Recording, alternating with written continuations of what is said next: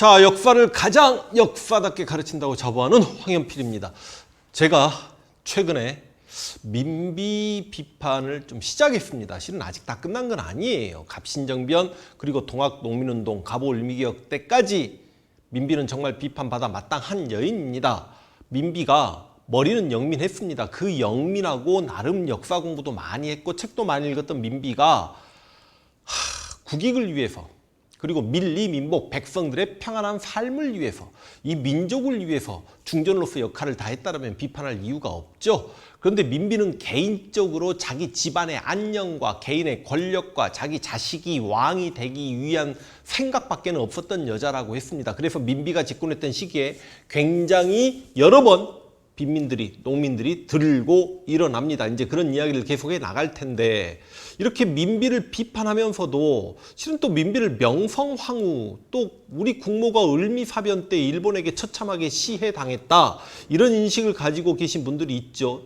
그런데 일본이 우리 국모 보통 이제 국모는 중전을 뜻하니까 저는 개인적으로 민비 니꼬르 국모라는 일반 명사화를 성립시키고 싶지는 않습니다.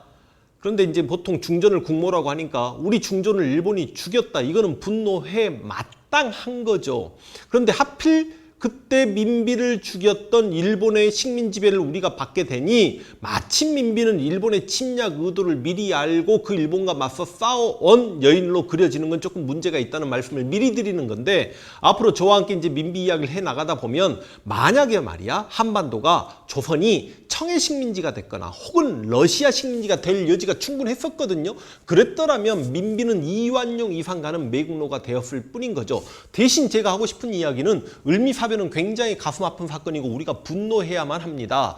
예를 들어서 우리 중전마마가 잘못됐으면 우리가 비판하고 우리 힘으로 끌어내려야지 왜 우리도 부글부글 끓고 있는데 일본인들이 그것도 자객을 보내가지고 건방지게 우리 궁궐까지 들어와서 우리 중전마마를 함부로 죽이냐 그 말입니다.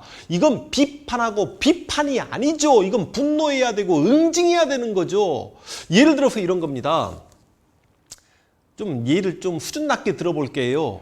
우리들 어머니가 나름 가정을 위해서 헌신하는 분들이 참 많으시죠. 대한민국의 어머님들. 뭐 청소도 하고 빨래도 하고 설거지도 하시고 또 이러면 이제 또 요즘 아빠들도 많이 이런 것들 합니다만 그래도 자식들 공부하는데 남편 또 뒷바지도 하고 그런 어머님들이 많이 계시는데 어느 집에 어떤 어머니가 가정은 소홀히 한 채 막 밖으로 나들면서 밤마다 술 마시고 늦게 들어오고 도박에 빠져서 화투짝 때리고 있고 그러면 여러분 만약에 우리 어머니가 그런다면 내가 가서 엄마한테 엄마 아빠가 저렇게 열심히 밖에서 돈 버는데 엄마가 아빠 뒷바라지 해주고 나와 내 동생이 이렇게 열심히 공부하는데 엄마가 우리를 조금만 도와주셔 이건 너무한 거 아닙니까 하고 내가 이야기하지. 만약에 여러분 친구가 여러분의 어머니가 그러신데 여러분 친구가 여러분에게 와가지고 야 네 엄마 왜 졌다위야 라고 이야기하면 그게 친구입니까? 그 친구 새끼 멱살을 잡아야지. 네가 뭔데 내 엄마를 그렇게 이야기해. 무슨 말인지 이해가 되십니까?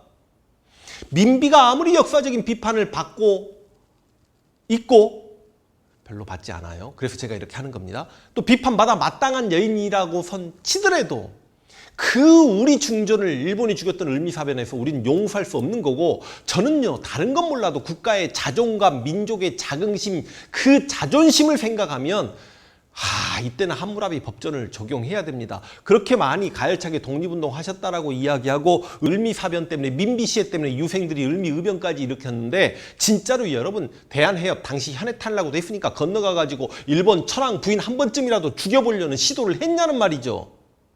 너희가 우리 중전을 죽여 우리도 너희 중전을 죽일 거야. 그게 맞는 거 아닙니까? 그러니까 을미사변에 대해서는 우리가 분노해야 됩니다. 그래서 나쁜 민비를 일본이 잘 죽였다 또 그렇게 몰고 가시는 것도 굉장히 문제가 있고 또 하나 제가 이렇게 민비를 비판하고 19세기 후반에 이렇게 조선이 엉망이었다. 대웅군이 세두정치기를 잠깐 개혁해 보려고 여러 가지를 했으나 그 정도 실은 그 정도 약간 노력한 측면이 있었습니다만 한계가 부딪혔고 민비는 아예 그런 데 관심이 좀 없었다. 물론 개화하려고 그러니까 제 강의를 계속 들어보시면 됩니다. 그런 이야기를 하면서 안타깝다. 왜 이 시기에 민비 같은 여자가 등장했을까? 그런 취지로 이야기하는 건데 조선은 멸망에 마땅한 나라였고 조선의 미개함을 막 보면서 막 제 댓글에 보면 막 크크대고 있고 조선은 경멸스러운 나라다. 왜 그렇게 접근하시죠? 여러분 제가 민비를 비판한 면이 있어 저도 나름 가슴이 아픕니다. 그리고 당시 조선의 열악함을 이야기하면서 저도 안타까워요. 그러나 그 19세기 후반의 현실을 제대로 직시하고 그때 왜 조선이 이런 문제점이 있었나 그걸 제대로 반성하고 나쁜 역사적 인물을 비판함으로 인해서 다시는 그런 역사가 되풀이되지 않아야 되겠다는 취지에서 역사를 가르쳤던 제 입장에서 저도 가슴 아프고 좀 화도 나고 그렇지만 또 씁쓸하죠. 그렇지만 교훈을 얻어야 될 거 아닙니까? 다시는 그런 역사가 반복 안 돼야 되니까. 그런 취지로 이야기하는 건데 역시 이제 국뽕 있다는 소리는 안 해요. 제가 이런 역사 강의를 하니까. 그런데 역시 조선은 미개했어. 일본에게 식민 지배 당함이 마땅했어. 아니 왜 우리 선조들의 국가 전체를 조선이란 나라 전체를 물론 단재 신채호 선생님도 묘청의 서경천도 이후에 우리 역사가 4대적으로 변했다라고 하고 조선 역사의 4대성은 불만이었지만 스스로 조선인이라는 데는 굉장한 자긍심을 가지고 있었습니다. 신채호 선생님은요. 자신 살아생전에 서서세수를 냈죠. 내가 일본에게 식민지배를 당할 때 고개 숙이는 것조차 정말 기분이 나쁘다라고. 그래 꼿꼿하게 사셨다고요. 아니 제가 여러 번 이야기했죠. 내 아버지를 사랑해야지. 옆집 아버지를 사랑할 수는 없는 거 아닙니까? 내 아버지가 못났고 내 아버지가 못 배우고 내 아버지가 사회적으로 그렇게 대단하신 분이 아니라고 하더라도 내 아버지를 사랑하지 않습니까? 혹시 그렇게 조선을 비판하고 조선을 경멸하고 그러면서 그 비판이 막 세종까지 올라가면서 조선 왕조 500년을 싸그리 무시하려고 하는 사람들은요. 심리가 꼭 어디서 출발하는 거냐면 이 대한민국 사회에서 내 개인이 역량의 한계가 있어 부딪혀. 그러다 보니까 내가 그렇게 사회적으로 인정도 받지 못하고 여러 가지 한계점에 봉착하면 자기 자신을 스스로 헤아려 보아야 되는데 그런 사람들이 부모 탓하죠. 그 부모 탓을 넘어가지고 국가 탓을 하고 국가 탓을 넘어서 민족까지 탓하는 거 아닙니까? 여러분 우리가 막말로 그래요. 중국처럼 동아시아 역사의 중심에 있었다라고 이야기하지 않겠습니다. 그러나 여러분 중국 중심의 세계관 안에서 살아가면서 나라 땅덩어리가 크고 인구가 많으니까 그때는 어쩔 수 없는 거 아닙니까? 근데 지금 중국 중심의 세계관에서 벗어나면 되는 거죠. 그런데 우리 역사를 자세히 보십시오. 고조선이 한무제에게 멸망하고 잠깐 한사군이 설치됐다가 부여 고구려 억조동에 마한 진한 변한 여러 국가들이 등장하죠. 그리고 고구려 백제 신라로 가죠. 신라가 어찌어찌해서 당나라를 몰아내고 통일신라 200년 이상을 유지하죠. 그리고 고려 500년 이상, 조선 500년 이상을 유지하는데 물론 고려란 나라가 이래저래서 전쟁에서 4대도 하고 요나라 금나라에게도 4대하고 송에게도 눈치 보고 막 그러다가 끝내 몽고에게 잠깐 지배를 받았던 원간석기 80년이 있었습니다만 나라 자체가 망했던 적이 없어요. 여러분 우리 국가처럼 우리 민족처럼 유구하게 국가를 끌고 오면서 멸망당하지 않고 다른 나라에게 식민지배 당하지 않는 나라도 쉽지 않습니다. 우리 민족 같은 경우도 많지 않아요. 내가 원간석기 80년을 자랑하는 거 아닙니다. 근데 어찌됐든 간에 몽고에게 다 지배당하고 여러분 북방민족 어떤 나라가 들고 일어나거나 아니면 여러분 중국 서쪽에서 유목민족 국가 하나가 굉장히 성장하면요 여러 민족들이요 국가 없이 살았던 세월이 어마어마합니다. 근데 우리 민족은요 여러분 3000년 4000년 계속 국가가 유지됐다고. 국가가 진짜 사라졌던 건 최근에 와서 일제강점기 35년 그게 답니다. 근데 그럼에도 불구하고 우리 역사 자체를 막 비하하려고 하고 자학사가는 갖지 말자니까요. 아니 저는 우리 역사를 얼마나 재밌고 소중하게 생각하냐면 제가 여러분들에게 삼국지 강의하겠다고 여러 번 20만 구독 돌파했을 때 약속을 드렸는데 제가 삼국지 완전 매니아였거든요. 근데 최근에 이제 우리 역사에 심취하다 보니까 삼국지를 읽어도 약간 감흥이 좀 없어지는 것 같아서 내가 많이 변했구나. 내가 국수적으로 변했나? 이런 생각까지 좀 한번 해보게 된단 말이죠. 아니 왜 우리 역사 전체를 비하하십니까? 조선이라는 나라 제가 분명히 말씀드렸습니다만 15세기는 세계 10위권 20위권 안에 드는 나라였음이 분명합니다. 북방민족 조선한테 꼼짝도 못했고요. 진짜 그래요. 다만 16세기 넘어가면서 좀 삐리삐리한 왕들이 나와 조선이라는 나라를 보시면 15세기는 태종, 세종, 세조, 성종 근데 16세기 연산군, 중종, 명종, 선조 그리고 임진왜란 저도 그렇게 이야기합니다. 임진왜란 이후에 차라리 새로운 국가 우리 민족의 국가 조선이 망했어야 된다라고 전제하는 건 다른 나라에게 멸망당하고 일본에게 멸망당하고 일본에게 지배당했어야 된다는 이야기가 아니라 임진왜란 이후 이야기하는 겁니다.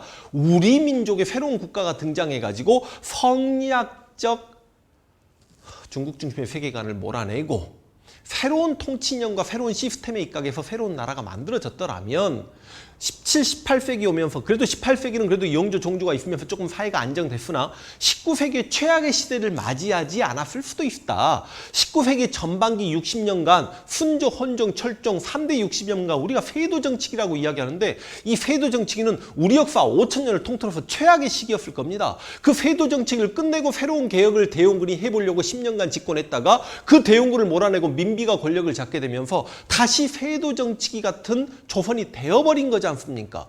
그리고 근대화에 실패하게 되면서 열강들의 침략을 받을 수밖에 없는 상황인데 그때 우리가 잘못 대처했고 나름 일본은 잘 대처했기 때문에 일본은 제국주의 국가로 성장하고 우리 한반도까지 식민 지배 당하게 되는 거죠. 조선이 얼마나 무능력한 나라였냐면 19세기 말에 아니 전 세계에 식민 지배를 당했던 수없이 많은 나라들이 있습니다. 영국, 프랑스 같은 강대국에게 식민 지배를 당했던 아프리카나 중동이나 아메리카의 여러 나라들도 아메리카는 포르투갈, 스페인이 많이 식민 지배했습니다만 기본적으로 전쟁이라는 걸 해보고 식민 지배를 당했죠. 근데 조선이라는 나라는요. 국가의 군대가 제대로 저항 한번 해보지 못하고 일본에게 식민 지배를 당했으니 조선은 무능했죠. 근데 그 19세기 조선의 무능을 이야기하면서도 가슴 아프다니까요. 근데 우리는 왜 그때 그랬을까를 제대로 들여다보고 다시는 그런 역사 반복을 막자는 취지에서 이야기하는 건데 야 역시 조선은 정말 무능했어. 못났어. 아 역겨운 조선. 보통 그렇게 이야기하시는 분들이요. 좀 미국을 많이 좋아합니다. 그리고 일본을 좋아합니다.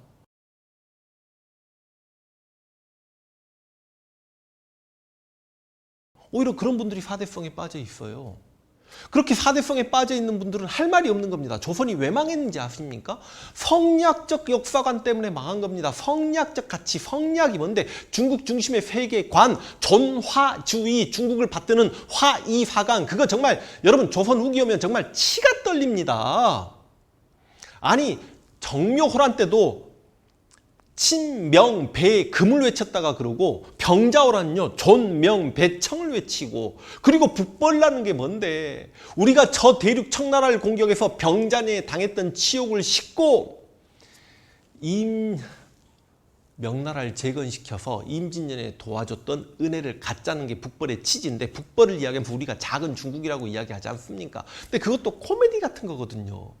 그리고 여러분 숙종 때 내가 이런 이야기까지 해야 되나 길어지는데 숙종 때 명나라 신종 임진왜란때 우리를 도와줬던 명나라 신종 명나라 만력제라고 해서 중국 역사상 최악의 황제라고 하는데 우리는 명나라 신종 묘를 모셔놓고 감사한다고 절을 하고 그 다음 명나라 황제들의 위패를 모셔놓고 제사를 지내는 걸 창덕궁 뒤에 대보단이라는 걸 만들어놨고 우리나라 왕들이 가서 다른 나라 황제들에게 절이나 하고 있고 이런 것들 보면 기가 막힙니다. 이런 그 성리학적 가치관에 입각한 사대성이 저는 가장 큰 문제라고 생각하시는데 지금 현재 조선을 비판하는 당신들이 오히려 미국과 일본에 대한 사대성에 빠져 있지 않나요?